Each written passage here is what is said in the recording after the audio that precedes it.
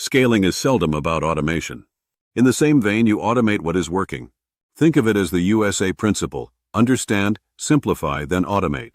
The marketing funnel and content marketing in general has been a stalwart of outreach and engagement strategies in the evolving digital marketing landscape. However, traditional tactics are losing effectiveness as the digital environment becomes increasingly saturated and sophisticated. Businesses must recognize the shifts in consumer expectations and technological advancements. Businesses have historically cast a wide net by leveraging social repositories, hoping to capture interest through volume rather than tailored engagement.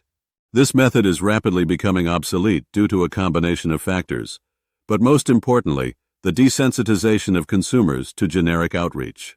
The new playbook encourages a paradigm shift towards relationship building and personalized communication.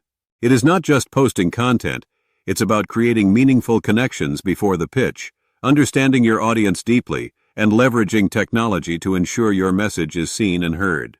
Highlights of the new approach include building an engaged audience through various platforms and content strategies, investing in community relationships well in advance of product launches, integrating sophisticated infrastructure to improve deliverables and engagement, developing trust and rapport to achieve higher response rates and sales conversions. Many people make the mistake of selling features and benefits for a service provider. From Doug Fletcher in How to Win Clients. Services do not have features.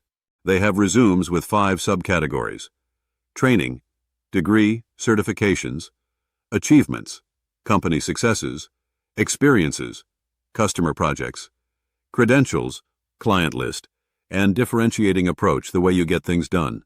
What benefit does the customer receive from these 5 subcategories? Comfort, the assurance that the service can and will perform. Think about this. New customers are becoming more difficult and expensive to find. The word of mouth and even the ads stop performing as well.